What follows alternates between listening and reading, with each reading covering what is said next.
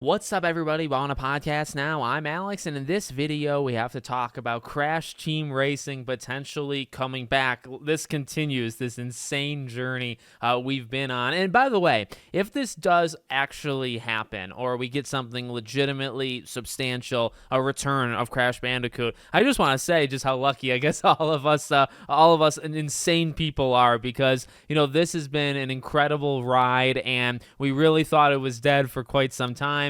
You hear the rumors of Toys for Bob doing a Spyro, and maybe that's happening, maybe that's not happening. But you go back just a few months ago, and I feel like the hope for Crash Bandicoot, a legendary franchise and one that I feel is so special to so many of us. I think we all kind of have our individual stories, with Crash.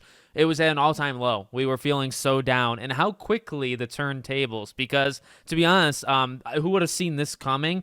This, I really do think, has some legs to stand on, because, well, what are we talking about? Well, you see it behind me. Beanox posted this banner, okay, for their anniversary, and cutting to the end, because I think it's actually the most important part of this entire thing, they took it down. Now, in this banner, they do some pretty cool stuff. They actually have some of like the movie tie-in things, some kind of previously just things that were never, I don't want to say referenced, but never acknowledged. That's probably the better term, right? So they're kind of unearthing all of these things from their past, but it's a celebration of their past. Well, you can look at this entire banner, from left to right, right? And well, you should probably do that. So you look at 25 years of Beanox. Now, right underneath the B in Beanox is Crash Team Racing, or the remake, let's say, okay? So that's accounted for. It's accounted for. You see all their other games, right? This Call of Duty freaking studio, don't get me started on that. I could do that for ages. Well, actually, there's an alarming amount of COD if you literally look left to right. There's too much of it. But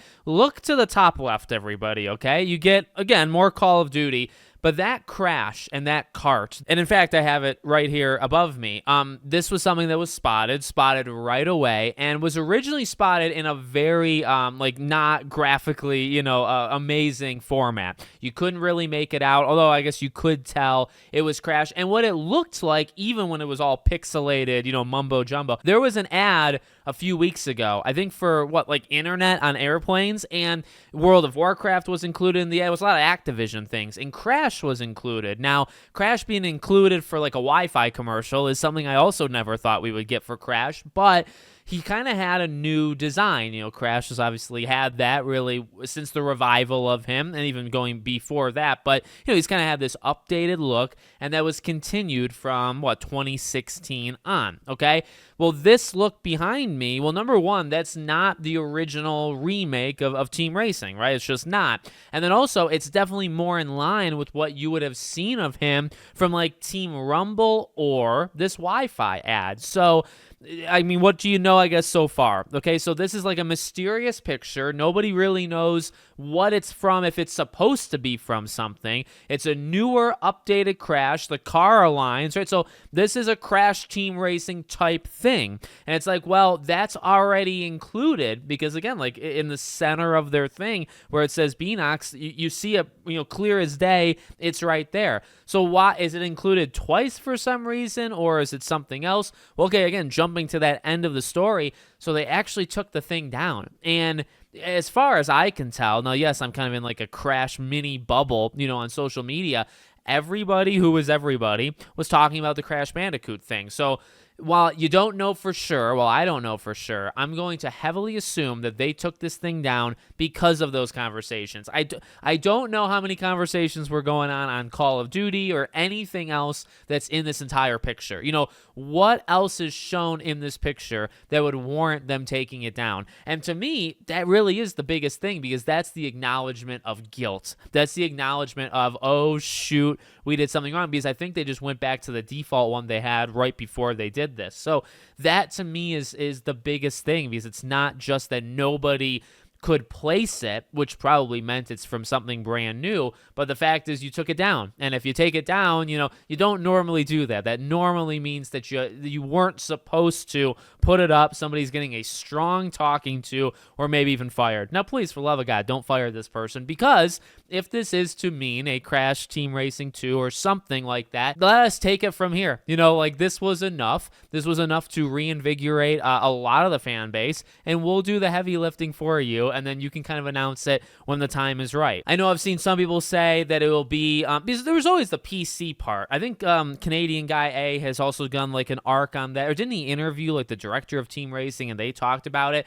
The worst case scenario is it's something kind of small like that. I think I saw one account that was talking about it from Facebook, and they said that maybe it's a Crash Team Racing like remake or like nitro-fueled remake, and it's like, well, personally, I would not like that, and I'm not a huge fan of just putting it on PC or whatever. I'm not a fan of that like one small extra step, because it's just a remake of a remake. Like at this point, all or nothing. For me, it's go all the way and do a proper sequel, or don't do anything. Well, I guess, I mean, you want something, so maybe I wouldn't take nothing at all. I mean, as we've talked about, I would take the Netflix show or Netflix movie or whatever the heck it's supposed to be. I would take that instead of nothing. I'll always take something. That's why I took Team Rumble. And by the way, Team Rumble turned out to be for what it was. I always say this. Team Rumble was actually a lot of fun. Is it what Crash needed? Heavens no. But it's what we got. And I would still always take something Crash related versus nothing Crash related. So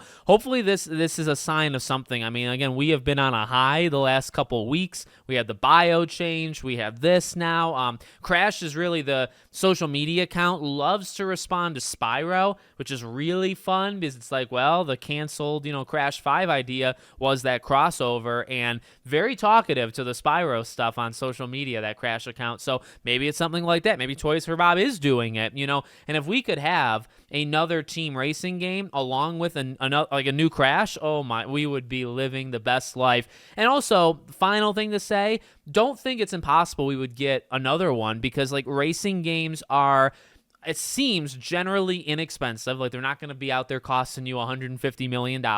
They are relatively popular, even outside of Mario Kart. Mario Kart is the king, but we've got Sonic and we got like Nickelodeon. There's some like room to grow there. There's some room to make some games based around like specific property. And it also is not like Crash has never gotten one. I guess that's the fine, because you could do like a Scooby-Doo kart racer, but it's like, okay, well, that's very limiting. It's one thing. Well, Crash is one thing, but it's also like Crash had a distinct identity to racing, and they literally have their own racing game. They had multiple, but of course everybody remembers Team Racing, and Nitro Refueled sold, I believe, and this was just in the past year, they announced it sold 10 million copies.